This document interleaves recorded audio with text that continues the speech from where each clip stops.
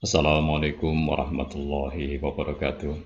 Anak-anakku peserta didik baru SMA Negeri Bulwa Pati yang saya banggakan.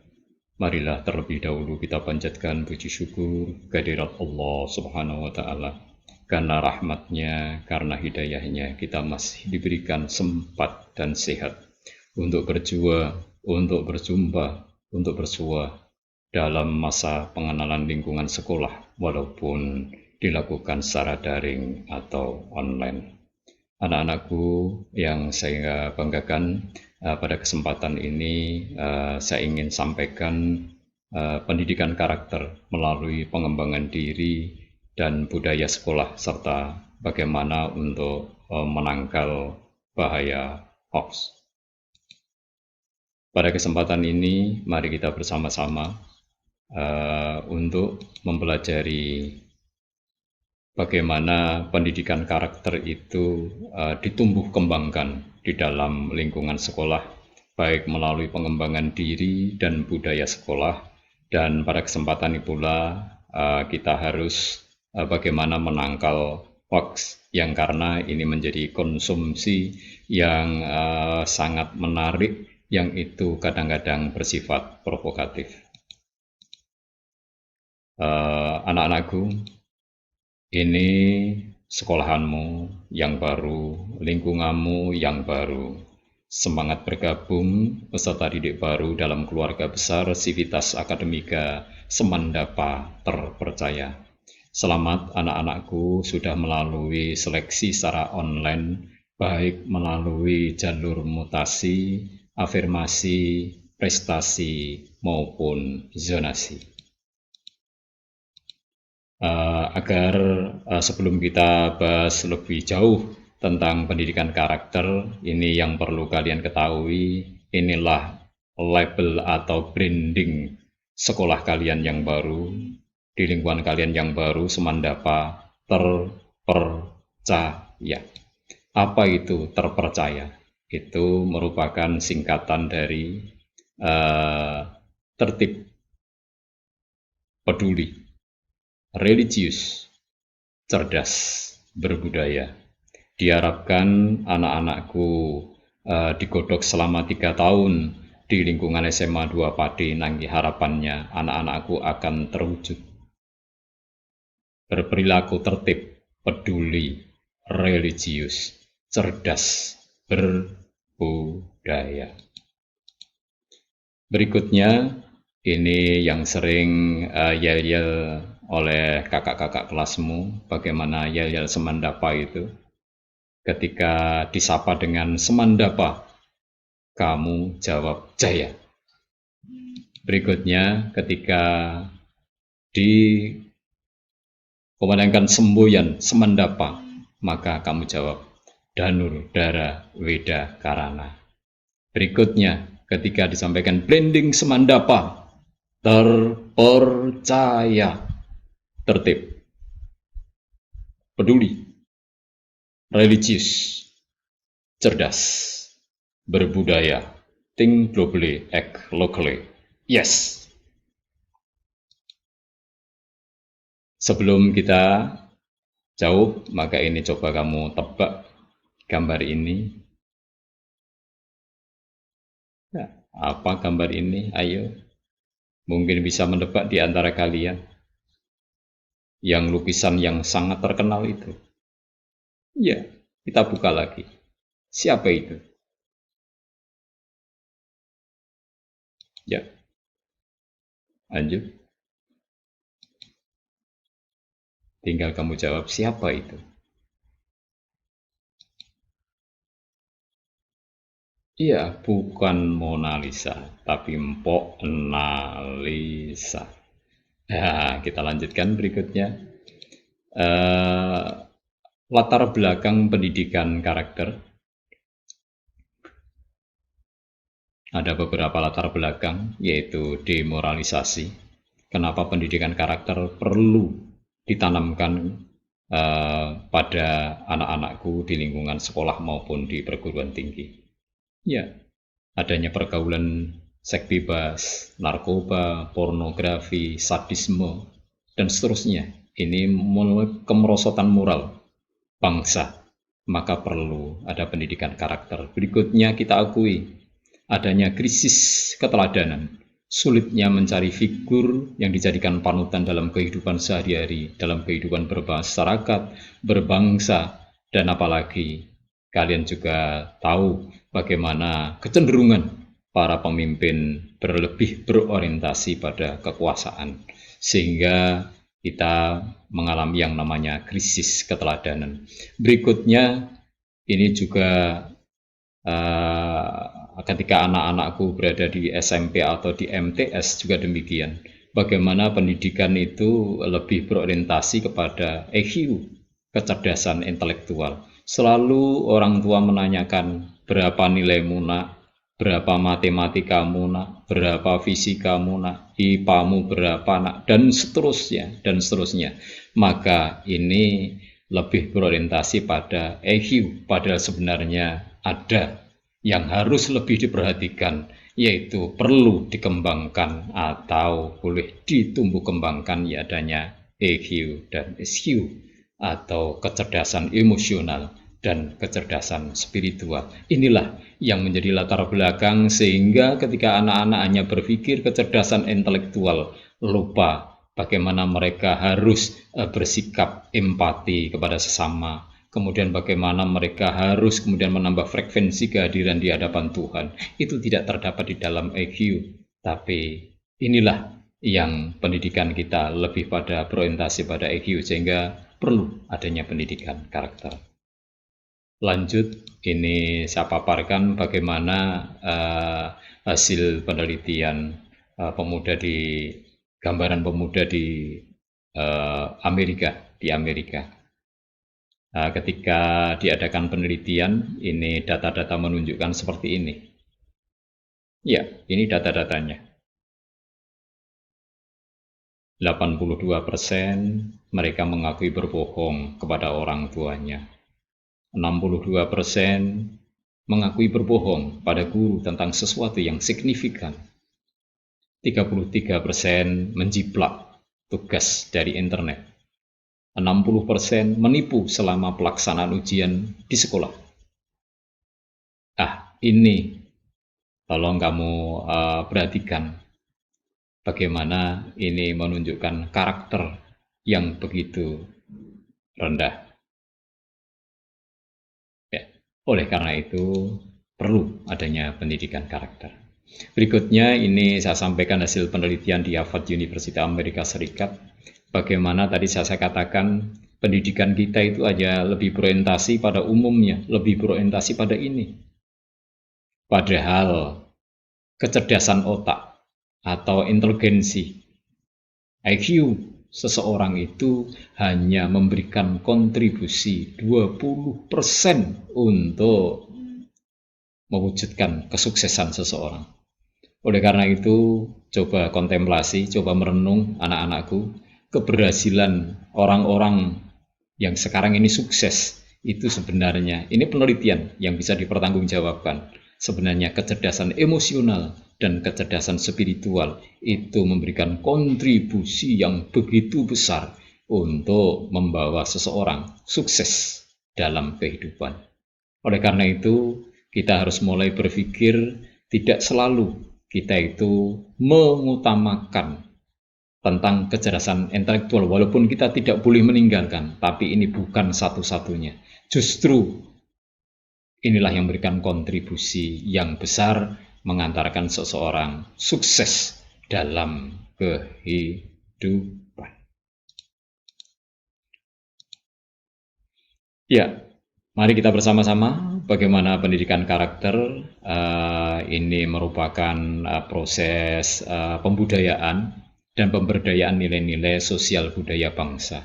Jadi bukan sesuatu yang baru bagi bangsa ini. Yang namanya karakter itu bukan sesuatu yang baru, karena itu sudah ada dalam kehidupan masyarakat bangsa kita. Hanya bagaimana kita membudayakan dan memberdayakan nilai-nilai itu, sehingga nilai itu tidak sekedar hanya sebagai simbol saja. Bagaimana fungsi pendidikan karakter? Iya, fungsi pendidikan karakter ini harapannya itu dapat mengembangkan potensi peserta didik. Jadi potensi peserta didik itu tidak hanya terbatas di IQ, tapi ada yang EQ, ada SQ, dan tadi mereka memiliki potensi-potensi yang ada pada masing orang itu beragam. Maka dengan adanya pendidikan karakter nanti mereka bisa ditumbuh kembangkan potensi itu. Potensi itu. Berikutnya, untuk memperbaiki generasi. Ini PR. Makin lama makin generasi harus semakin baik di era globalisasi sekarang ini banyak tantangan, banyak hambatan yang harus memang mau tidak mau, suka tidak suka, siap dan tidak siap, harus bagaimana harus dihadapi. Oleh karena itu, betapa pentingnya pendidikan karakter untuk perbaikan generasi. Berikutnya, pendidikan karakter yang tadi saya katakan merupakan nilai-nilai budaya bangsa, bukan sesuatu yang baru. Oleh karena itu, melalui pendidikan karakter ini diharapkan menjadi filterisasi budaya asing.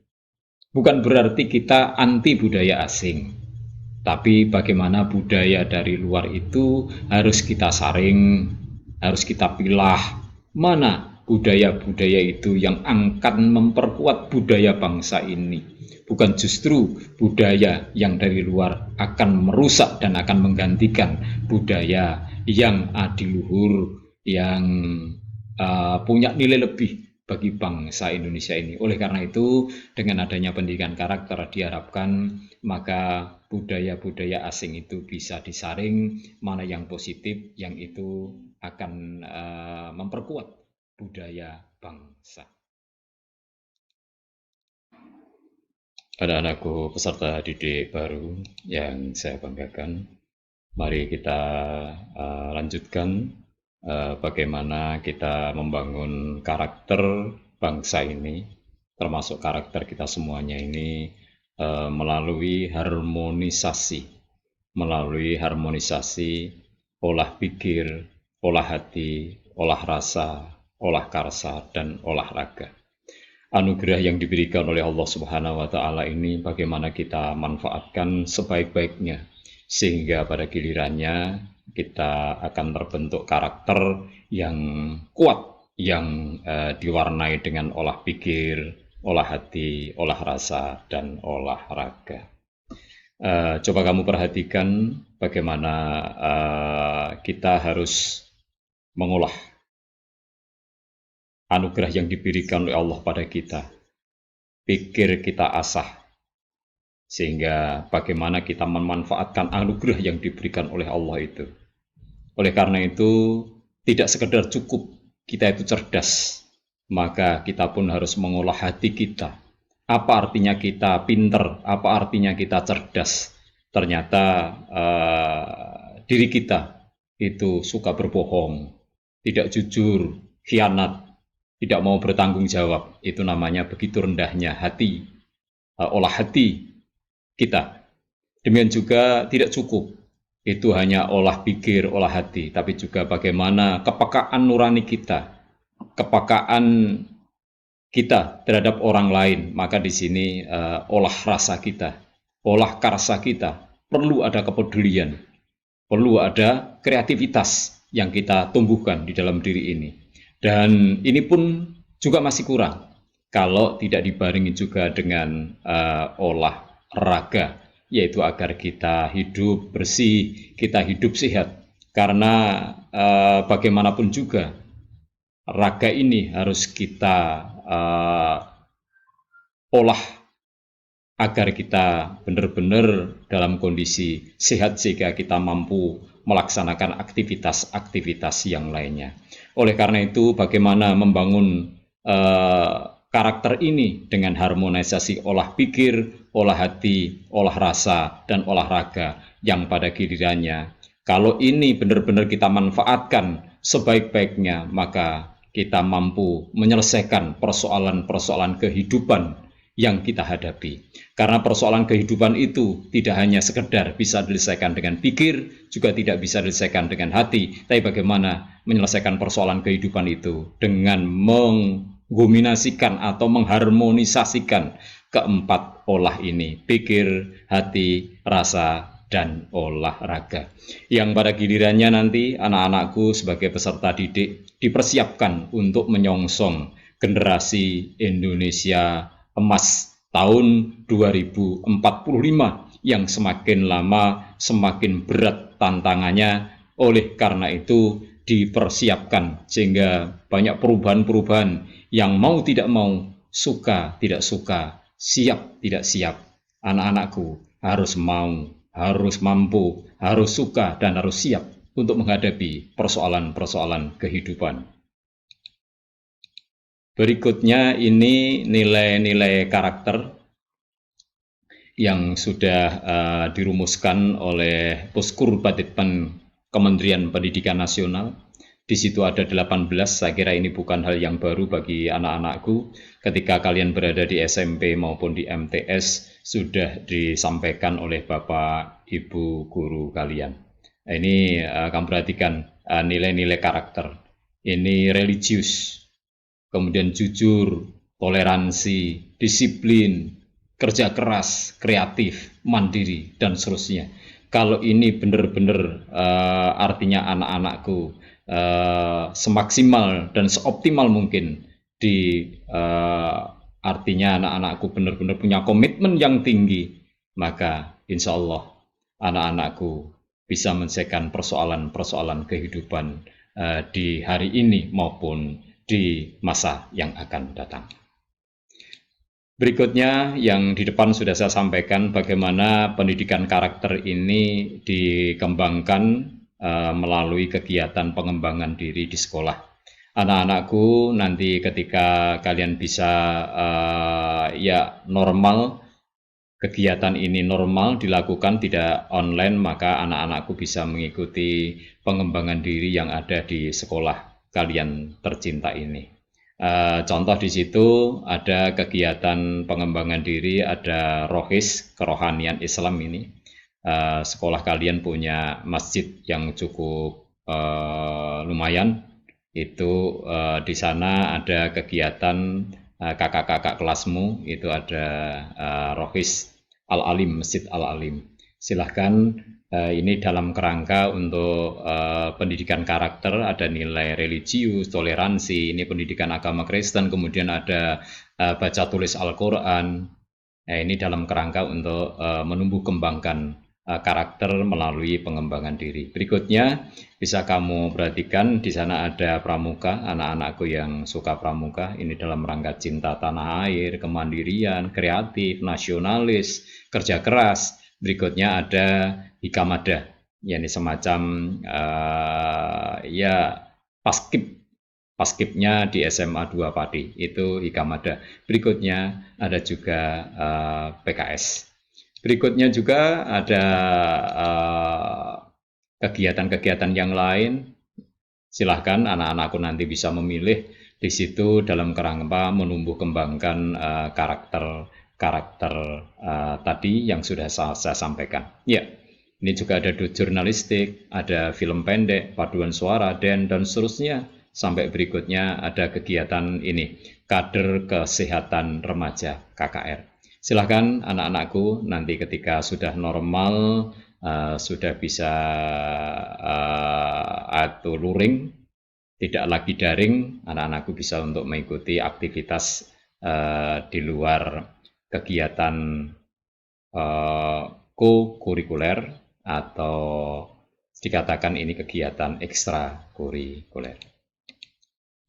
Lanjut, bagaimana mengembangkan budaya sekolah. Tadi di awal sudah saya sampaikan bahwasanya untuk mengembangkan pendidikan karakter itu tidak sekedar melalui pengembangan diri di sekolah, tapi juga bagaimana sekolah itu untuk melakukan pendekatan inkonvensional, pendapatan inkonvensional, karena masyarakat sekolah itu merupakan masyarakat yang boleh dikatakan itu mini society. Bagaimana untuk mewujudkan mutu sekolah itu, maka perlu ada pendekatan inkonvensional dalam bentuk yaitu budaya. Bagaimana budaya sekolah itu sebenarnya merupakan pola nilai-nilai, norma, sikap, perilaku, dan kebiasaan-kebiasaan yang dibentuk dalam perjalanan panjang oleh sekolah. Jadi memang ini dalam kerangka untuk memperkuat karakter anak-anak di lingkungan sekolah masing-masing. Saya kira di masing-masing sekolah memiliki budaya sendiri-sendiri karena itu perjalanannya sangat panjang, kebiasaan-kebiasaan itu, nilai-nilai itu sudah tumbuh, sudah berkembang dan terus-menerus kemudian dilestarikan, kemudian ditumbuh kembangkan dan akhirnya itu menjadi satu budaya di sekolah itu. Nah, kaitannya dengan itu, maka siapa sebenarnya yang berperan untuk membangun budaya sekolah itu?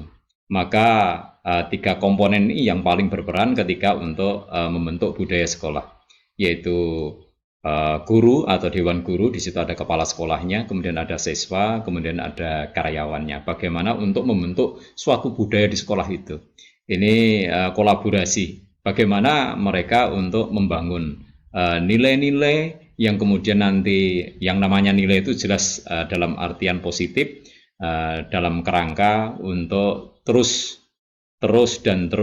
ditanamkan kepada anak-anak dari generasi ke generasi yang akhirnya nanti itu menjadi budaya di sekolah.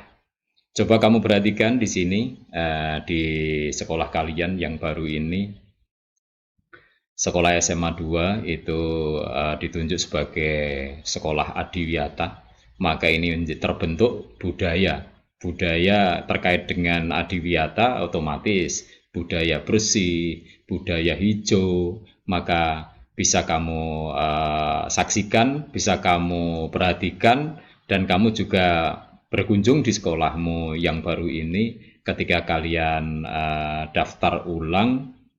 Dan kamu tahu sendiri sekolah kalian cukup rimbun, ya, bersih, hijau, itu budaya terbentuk, nilai-nilai itu akan terbawa, termasuk nanti kalian di dalam kelas seperti itu. Berikutnya budaya tertib, di SMA 2 Padi itu ada yang namanya APPS, angka pelanggaran dan prestasi siswa. Anak-anakku nanti akan disampaikan tersendiri oleh narasumber bagaimana atau sebenarnya angka prestasi dan pelanggaran siswa di SMA 2, termasuk tata tertib guru dan karyawan. Ini dalam kerangka untuk budaya tertib, sehingga kalian harus bisa menyesuaikan diri ketika di sekolah kalian dulu, baik di SMP atau MNTS tidak ada APPS. Anak-anakku harus membiasakan diri untuk tertib, budaya tertib. Berikutnya saya kira ini juga di sekolah kamu ya juga saya kira juga ada semacam ini, yaitu budaya jujur, adanya kantin kejujuran. Ya, kamu akan diuji kejujuran kalian di sekolah nanti ada kantin kejujuran, ya kamu ambil sendiri, kamu bayar sendiri, kemudian kamu ambil kembaliannya sendiri. Ya, itu untuk menumbuhkan budaya jujur.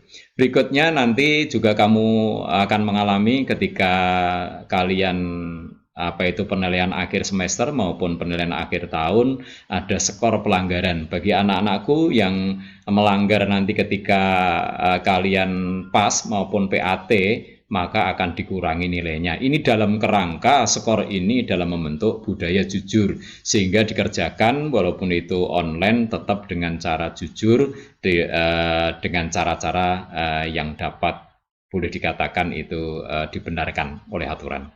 Berikutnya di sekolah kalian nanti ada semacam ini, Badan Dana Setia Kawan OSIS. Ini dalam kerangka untuk menumbuh kembangkan budaya peduli. Ini sudah kita rintis sejak tahun 2007-2008, sudah cukup maaf ya 2007-2008. Badan Dana Setia Kawan OSIS. Itu nanti mungkin nanti akan disampaikan oleh kesiswaan bagaimana itu kepedulian, membentuk kepedulian anak-anakku. Maka nanti ketika ada temanmu yang sakit, ketika ada temanmu yang mungkin ketika olahraga mereka mungkin terkilir atau mungkin mereka perjalanan mau masuk ke sekolah mungkin ada halangan atau kecelakaan, maka termasuk Badan Dana Siakawan OSIS ini ikut peduli membantu itu.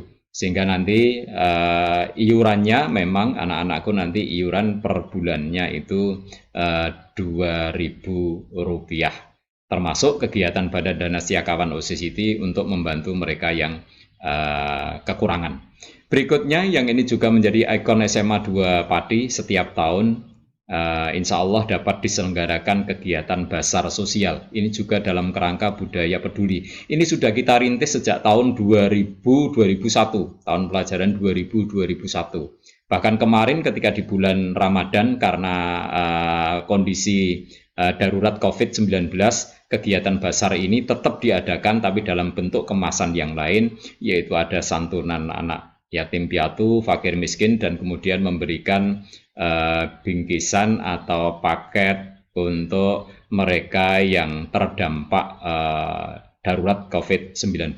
Itu sudah kita lakukan walaupun kondisinya saat itu memang tidak boleh mendatangkan untuk hadir di sekolah, tapi dengan cara kita memberikan dari rumah ke rumah. Oleh karena itu, ini dalam kerangka membentuk budaya peduli. Ini sudah ada pada SMA 2 Pati.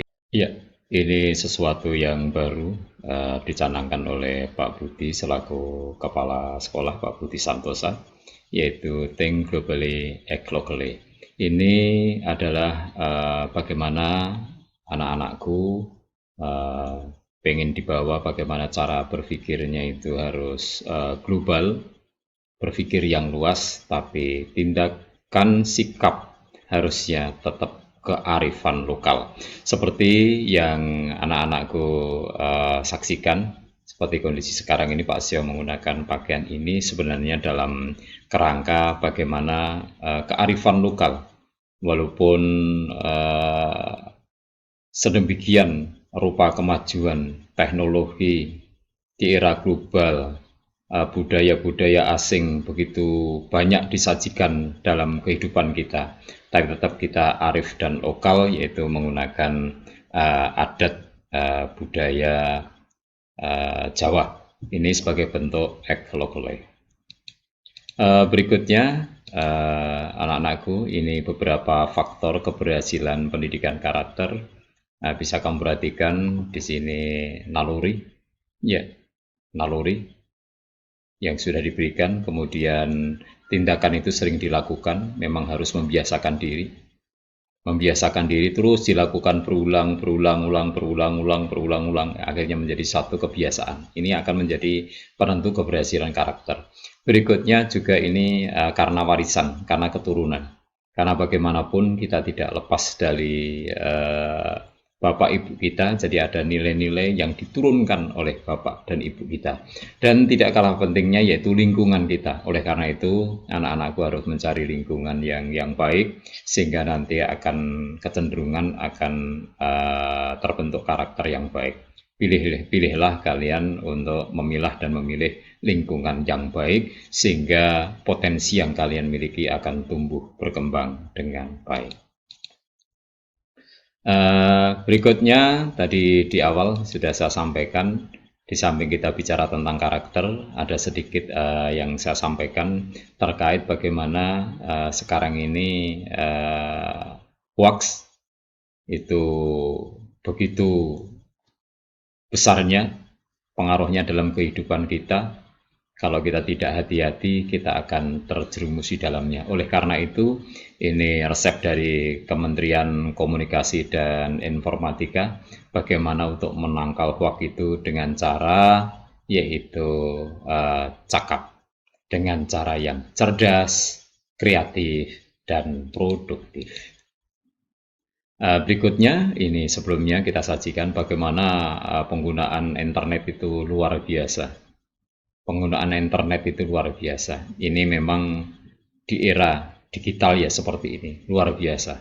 Penggunaan di telepon seluler, laptop, dan seterusnya. Ini yang luar biasa sekarang ini. Sekarang ini luar biasa. Ya, berikutnya bagaimana kekuatan dan kelemahan internet itu. Di satu sisi ketika mereka itu ya ini segi kuat dan segi lemahnya. Bagaimana mendekatkan yang jauh, kan itu, mendekatkan jauh, tapi bisa menjauhkan yang dekat. Kelihatannya ini berdekatan, tapi sebenarnya mereka jauh, asik dengan sendirinya. Ini bagian dari kelemahan. Tapi juga mereka kuat karena mereka bisa berkomunikasi di dunia maya itu dengan orang yang sangat jauh dari dia. Sama, kelihatannya ini makan bareng-bareng. Tapi sebenarnya mereka itu akhirnya sendiri-sendiri aktivitasnya karena mereka bisa melakukan komunikasi sendiri-sendiri. Jadi artinya ini ya titik lemah dan titik kuat dari internet. Bagaimana kita menyikapinya. Berikutnya ini ditransformasi di adanya internet. Bagaimana tuh pendidikan ketika dulu itu manual. Kita bertatap muka manual seperti ini kan itu, tapi sekarang ini sudah bisa menggunakan elektronik. Jadi melalui daring. Ya, berikutnya ini kita biasanya berkumpul, bisa kopi darat, bertemu, itu kemudian budaya berkembang. Sudah tidak lagi berkumpul, cukup mereka berada di rumah, mereka dimanapun, mereka bisa saling berkomunikasi, bisa saling berembuk, bisa berdiskusi tanpa harus bertemu darat, bertemu tertatap muka. Ini memang bagaimana transformasi di era sekarang ini luar biasa. Berikutnya, kalau kalian di perekonomian sudah kamu lihat, pasar-pasar tradisional oke, masih ada, pasar modern masih ada, tapi ini yang luar biasa, online. Bagaimana kalian belanja? Cukup berada di rumah, bisa kalian memilih mana yang kalian sukai. Terus bahkan secara detail bisa kamu tanyakan dan seterusnya. Ini perekonomian sekarang juga seperti itu. Ini namanya bagaimana pengaruh internet itu yang luar biasa. Oleh karena itu, bagaimana kita menyikapinya untuk menghadapi di era yang cukup kompetitif ini. Berikutnya, dunia nyata ternyata juga sama dengan dunia cyber, sama aja.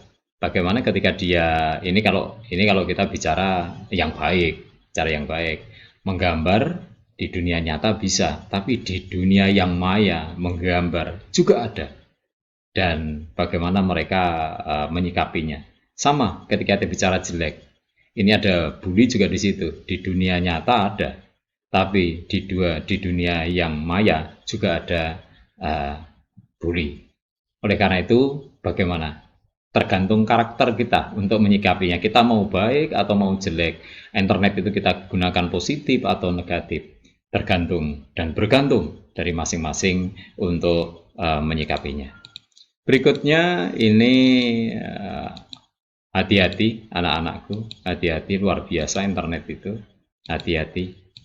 Hati-hati. Ya, ini kalian harus hati-hati. Bagaimana adanya dampak pemanfaatan internet, kalau itu negatif maka akan muncul semacam ini. Bagaimana kita menyikapinya. Oleh karena itu perlu kearifan kita. Oleh karena itu tadi sudah saya sampaikan, ada olah pikir, ada olah hati, ada olah rasa, olah karsa, dan ada olahraga. Bagaimana menyikapi adanya sesuatu yang boleh dikatakan sesuatu dampak dari kemajuan iptek itu memang berdampak positif dan negatif. Inilah yang dampak yang negatif itu membahayakan. Oleh karena itu anak-anak harus hati-hati sehingga benar-benar dipikir dengan cerdas, kemudian hati diikut sertakan, kerasa ikut pertimbangan, dan jangan lupa raga yang diberikan oleh Allah itu kita gunakan sebaik-baiknya sehingga kita hadapi. Maka ini untuk menghadapi hoax salah satunya bagaimana kita berpikir secara cerdas. Apa itu hoax itu kan itu? Ya ini memang ada kepalsuan yang dibuat, ya kepalsuan yang dibuat. Nah ini berdasarkan survei bagaimana berita bohong itu cukup besar, berita yang menghasut, provokatif kan itu, berita yang tidak akurat karena memang sumbernya yang sulit untuk dipertanggungjawabkan. Maka anakku hati-hati ketika menerima itu, hati-hati. Ya ini bagaimana hoax itu sebuah pemberitaan palsu untuk menipu mengakali pembaca dan supaya mereka yakin dan percaya. Oleh karena itu tidak mudah ketika kalian menerima informasi dari manapun kalian hati-hati. Jangan-jangan itu bohong, nipu. Ini termasuk bagaimana ini kaitannya dengan uh, kematian Jeffrey, Ustadz kita yang dulu meninggal.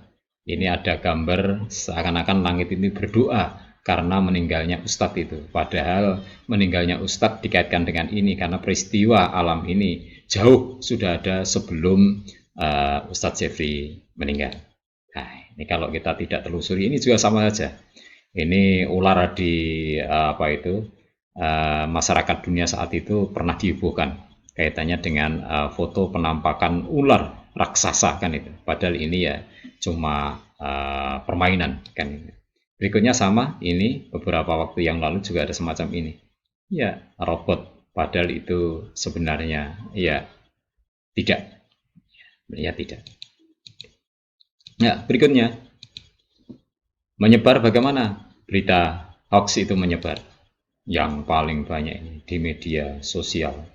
Medsos itu luar biasa. Nah, kemudian di chatting seterusnya. Yang paling sedikit memang sekarang eranya bukan era radio kan itu. Cil. Ya, hati-hati anak-anakku. Berikutnya bagaimana yang paling banyak isu hoax itu. Ini yang paling banyak sosial politik. Sarah, ini memang sesuatu yang memang menarik. Ya, sesuatu yang terus ya. Berikutnya kesehatan. Nah, di era pandemi cukup besar ini kesehatan di era pandemi ini. Di era pandemi kesehatan. Nah, ini makanan minuman, penipuan keuangan, iptek, berita duka. Ini adalah berita-berita yang kategori bohong, hanya tipuan. Ya.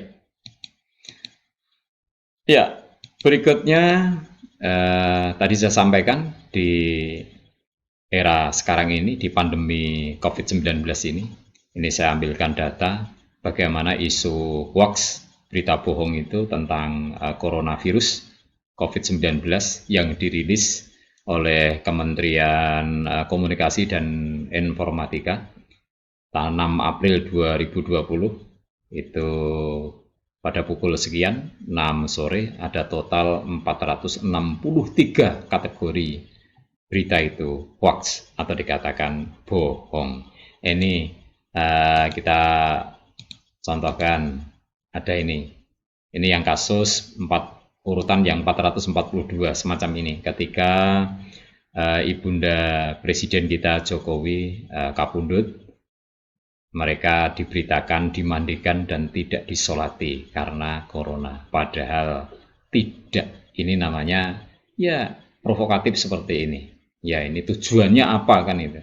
Ya, tujuannya memang untuk memanas-manasi kan itu.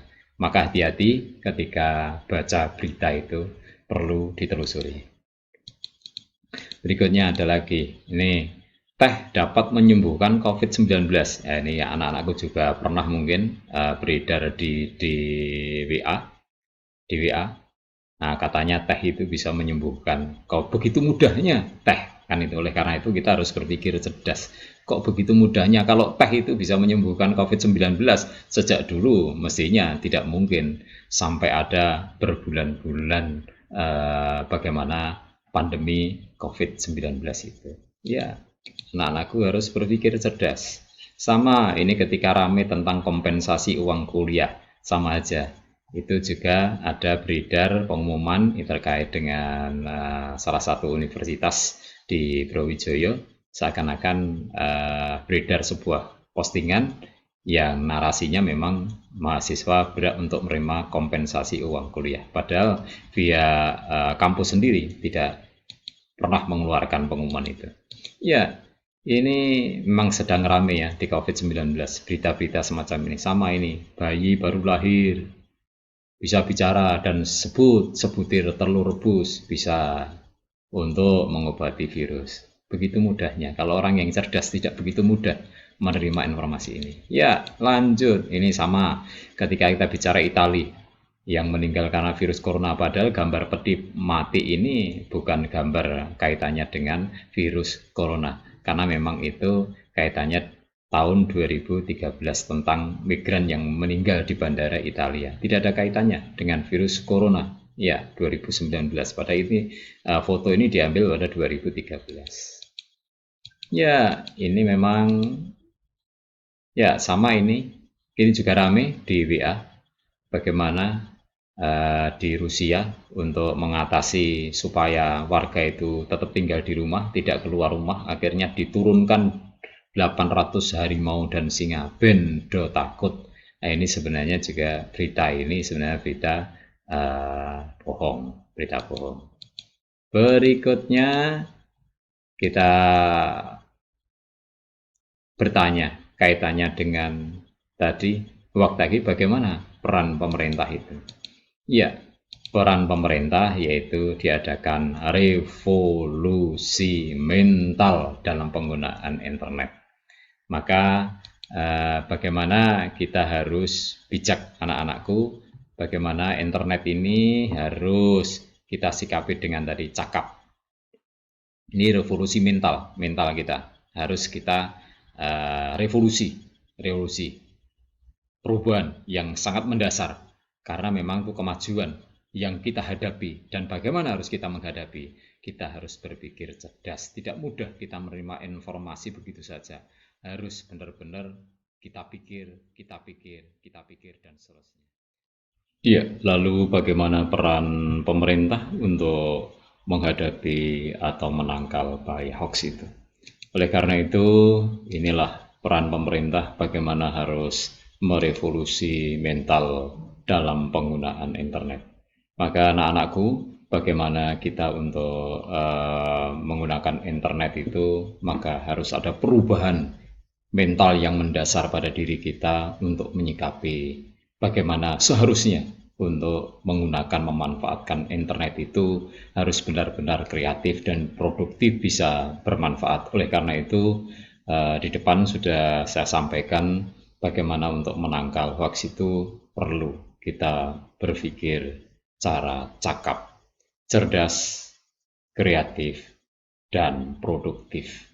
Sehingga benar-benar mental kita ini harus kita perbaiki, jangan sampai justru kita tergilas dan tergulung dengan dampak internet yang negatif yang justru akan merubah hidup kita, masa depan kita di generasi yang akan datang. Semakin lama justru semakin itu tertinggal dan terlindas.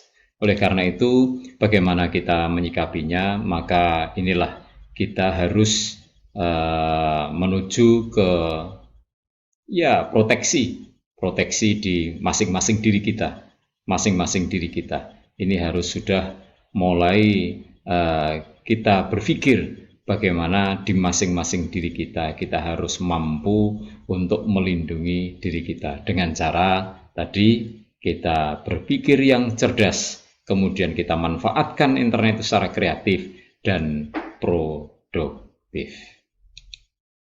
Nah, ini ada tips bagaimana cara mendeteksi hoax sehingga anak-anakku harus hati-hati, tidak begitu mudah untuk menerima informasi dari media sosial atau dari manapun yang itu nanti justru akan membuat kalian ikut di dalamnya. Artinya sama saja kalian menyebarkan berita bohong. Oleh karena itu, bagaimana untuk menyikapinya, maka ini harus dicek, kemudian lihat saja siapa penulisnya, narasumbernya dari mana, bagaimana mereka, benar-benar kapasitas mereka dapat dipertanggungjawabkan atau tidak, dan bagaimana itu penulisannya dan seterusnya, apakah itu benar-benar memenuhi kaidah penulisan dan seterusnya, dicek ya situs tersebut kan gitu ya. Sampai berikutnya bagaimana supaya kita harus berpikir sekali lagi, berpikir sebelum itu disebarluaskan. Oleh karena itu, anakku hati-hati, karena sekarang media itu luar biasa, mudah seseorang untuk membuat suatu berita, apalagi berita itu provokatif, ada muatan politiknya, ada muatan saranya yang itu justru akan memperkeruh suasana, dan hati-hati. Persatuan dan kesatuan bangsa. Ini harus menjadi taruhannya. Ya, sudah sampai ke terakhir, maka kita simpulkan anak-anakku.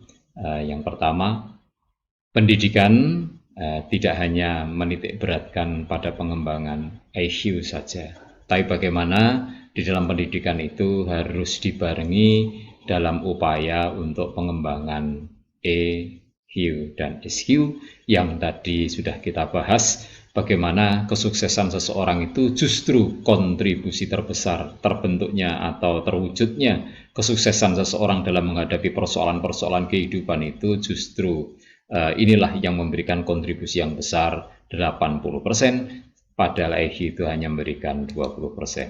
Simpulan yang kedua, pendidikan karakter mutlak diperlukan.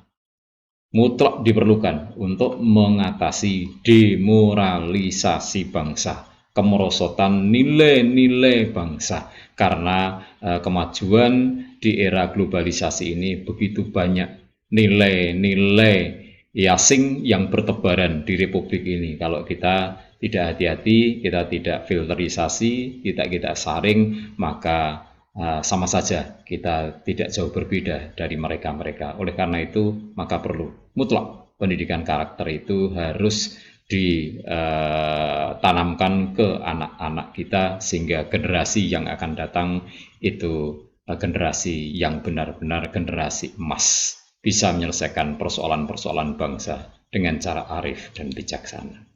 Berikutnya, dalam penanaman dan pengembangan nilai-nilai karakter itu dapat dilakukan di samping di kegiatan intra, juga ada kegiatan di ekstra kurikuler, yaitu melalui kegiatan-kegiatan pengembangan diri dan bagaimana sejauh sekolah itu untuk menumbuh kembangkan atau menanamkan nilai-nilai yang terus-menerus sehingga itu menjadi budaya sekolah. Berikutnya yang terakhir, bagaimana kita menangkal hoax, maka dengan cara yang cakep tadi, cerdas, kreatif, dan produktif.